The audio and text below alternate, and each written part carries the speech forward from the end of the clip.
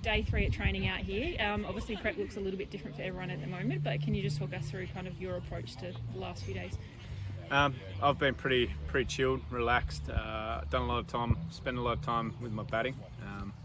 Haven't started bowling yet. That'll come in the next couple of days, and just focusing on some other areas of my game. And obviously there's plenty of bowlers in the squad and a few of the pace bowlers from over in WA. How do you see your role playing out across the tour? I've pretty much got a set role within this team these days. If I'm needed, I'll come on, maybe bowl one in the power play, one through the middle and two at the death. Look to change my pace up and look to take wickets when I can. So that's generally my role, and yeah, it's what's been my role for the Scorchers and other times when I've played for Australia. And what do you make of your form? Obviously, coming in and played against India, obviously big bash with the Scorchers making the final. You must come into this trip with a fair bit of confidence.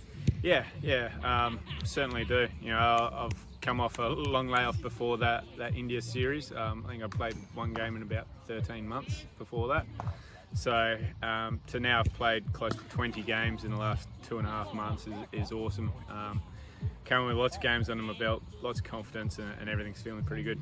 And I think overnight news that you re-signed with the Scorchers. Yes. That must be nice, obviously, after a strong season to get a couple of the guys re-signing and hopefully go one better next year. Yeah, it's always nice to re-sign, and the Scorchers have some faith in me. It's re-signing me as a 34-year-old as a pace bowler. It's pretty unheard of, but I'm just thankful for them, and we've got some unfinished business next year. We'd like to go one step further, and yeah, I'm glad to be part of it.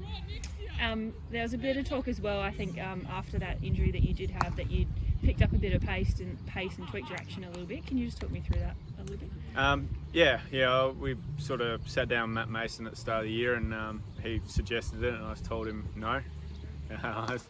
I was very worried that changed my action as a 33-year-old at the time.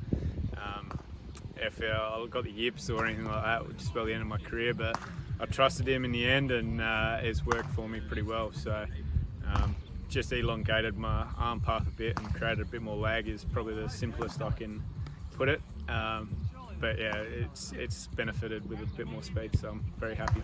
Obviously pretty experienced and in a good place in your career. How much do you have to reinvent yourself as opposed to just kind of keep backing your skill that you know that works? I think every player is always looking to get better.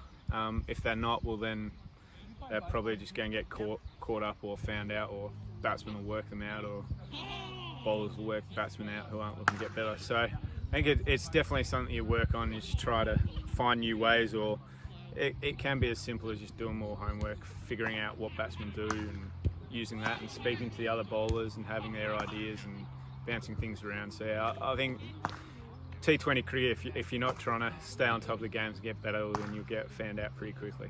And just on the topic of homework, have you looked into the Kiwis too much? I know that'll sort of ramp up next week, but personally, have you been sort of putting your mind to that yet? Always. Ever since you get picked on the tour, you start thinking about different people and who you might come up against, and they've got a pretty good outfit at the moment, the Kiwis, and it will be a good challenge. I think their squad gets announced today. So yeah, once that comes out, then I think the homework will ramp up, and we've got some specific players to look at. And just lastly, on the Aussie front, we've obviously got some new faces and potential debutants in this squad that must bring some sort of excitement and fresh energy to the group as well. Yeah, definitely. It's always nice to have new guys around and lots of young energy. There's been a couple of guys that have been on a tour or two now that haven't played a game. But yeah, you likes of Riley, Flip and Tanveer are really looking forward to getting out there and having a crack.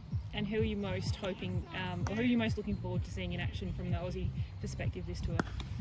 I don't know. Ashton Agar, he just got named our T20 Player of the Year as Australian, so haven't seen him at all in action in T20 cricket for a while. So yeah, he's always a good one to watch.